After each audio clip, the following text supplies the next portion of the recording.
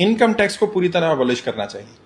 और ये नहीं कि मैं कह रहा हूं या हर्ष मान रहे इस बात को, आप अपने ऑडियंस से पूछ लो, जितने लोग सुन रहे हैं वो कमेंट करके बता दें कि अगर मान लो इनकम टैक्स पूरी तरह से समाप्त हो जाए तो ब्लैक मनी खत्म।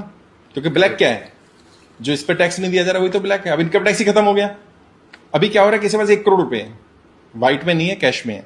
अब वो ना गाड़ी खरीद सकता है, अब वो ना घर खरीद सकता है, ना वो कोई कपड़े खरीद सकता है, ज्यादा कुछ भी नहीं कर पा रहा पैसे, वो पैसा इकोनॉमी में आ ही नहीं रहा।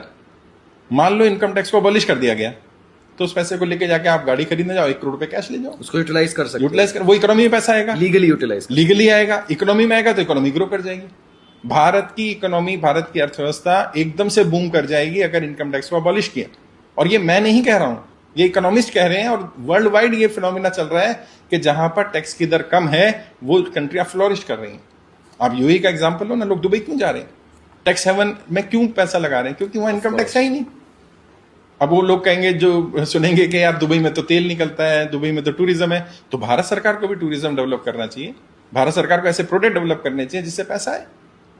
इनकम टैक्स को अबॉलिश करने से ही, अकेला एकमात्र इनकम टैक्स से ही देश की इकोनॉमी कम से कम 5 फोल्ड बढ़ जाएगी। और लोग कहते हैं कि जी फिर देश कैसे चलेगा, तो देश के लिए जीएसटी है और टैक्सेस हैं और सिस्टम है, उसका सिस्टम डेवलप किया जा सकता है। एक्चुअल में देश को ऐसा वित्त मंत्री चाहिए। और जब मैं ये बोलता हूं तो लोग कहते हैं आप वित्त मंत्री बनना चाहते हो। अरे मेरे बनने से क्या होगा, आप बन जाओ, मैं बन जाऊं, कोई भी बन जाए, नरेंद्र मोदी जी ऐसे व्यक्ति को वित्त मंत्री बनाए जो इकोनॉमिक कंडीशन को ठीक करने के लिए नॉलेज हो और समझ सकता हो, और इंप्लीमेंट करने के लिए मेरे पास पूरा ब्लूप्रिंट है। मैं सिर्फ ये नहीं कह रहा कि इनकम टैक्स को अबॉलिश करेंगे, इनकम टैक्स को अबॉलिश करने के बाद भी सरकार का टैक्स कलेक्शन कम नहीं होगा, ऐसा सिस्टम बनाया मैंने, लेकिन कोई बात ही नहीं करना चाहता है उस पर। ये वो मुद्दे हैं जो बस बोलते हैं लोग, लेकिन इम्प्लीमेंट नहीं करते। और कर दें अगर, तो जनरली देश की इकोनॉमी ठीक हो जाएगी। तो शाहनवाज जी, जैसे आपने कहा अगर इनकम टैक्स को अबॉलिश किया जाए तो उसका जो एक होता है ना बैलेंस कैसे बनेगा, जैसे अगर कहां पे, मेरी बात छोड़ो, मैं कह रहा हूँ सुब्रमण्यम स्वामी जी ने कहा, उन्होंने कहा जी इनकम टैक्स को अबॉलिश करो, तो उन्होंने कुछ सोच के कहा होगा, वो तो फाइनेंशियल एक्सपर्ट हैं डेफिनेटली। और वो क्या कहना चाह रहे हैं, या मैं थोड़ा सा और इसको डिटेल में बताता हूँ। होता क्या है, इनकम टैक्स वैसे भी टोटल टैक्स कलेक्शन का 10 या 12% है, और इनकम पे टैक्स क्यों लगना चाहिए, मैं कितना कमाऊंगा ये सरकार क्यों तय करना चाहती है, मेरे खर्चे पे टैक्स लगाओ ना यार। और ये बात किसी को भी हजम नहीं होती है कि इनकम टैक्स क्यों लगाया गया। और इसका इतिहास पढ़ो, कब लगाया इनकम टैक्स, 1857 की क्रांति जब सफल हो गई तो अंग्रेजों को लगा यार ये पैसा कहां से आया, कहते लोग कमाते हैं, कह रहे इन पे इनकम टैक्स रोक दो। इनकम टैक्स एक्ट 1857 की क्रांति के बाद लगाया गया इंडिया को गरीब बनाने के लिए। और कितना, 97%। 97% समझते हैं आप, 100 रुपए कमाएंगे तो 97% रुपए आप टैक्स में देंगे। और आज भी सरकार इनकम टैक्स के रूप में 33% पैसा ले रही है। मैं 1 करोड़ कमाता हूं, 33 लाख सरकार को चाहिए, क्यों चाहिए भाई, सरकार ने उसमें मेरा क्या योगदान दिया, मेरे पैसा कमाने में सरकार का कोई योगदान नहीं। टैक्स पेयर को ये तो बुरा लगता है, टैक्स पेयर क्या कर रहा है, आप भी टैक्स पेयर है, मैं भी टैक्स पेयर हूं, हम टैक्स पे करते हैं, हम जीएसटी भी पे करते हैं, हर अर्निंग पे जीएसटी देना पड़ता है सरकार को, जनता से इकट्ठा करके इनकम टैक्स देना पड़ता है, पेट्रोल पे टैक्स अलग है, और बहुत सारे टैक्स देते हैं। और हमें क्या बताया जाता है, इस टैक्स से आपको रोड मिलेगी, इस टैक्स से आपको हॉस्पिटल मिलेगा, स्कूल मिलेगा। अच्छा, मेरे बच्चे प्राइवेट स्कूल में पढ़ते हैं, मुझे तो उस टैक्स का कोई लाभ नहीं मिल रहा। मेरे बच्चे अगर कभी कोई बीमार हो जाए तो प्राइवेट हॉस्पिटल जाते हैं, सरकारी हॉस्पिटल सुविधाएं नहीं है। अच्छा, हमें कहते हैं हमारे टैक्स से रोड बनेगा, तो फिर टोल टैक्स क्यों ले रहे हैं, उससे क्या बन रहा है।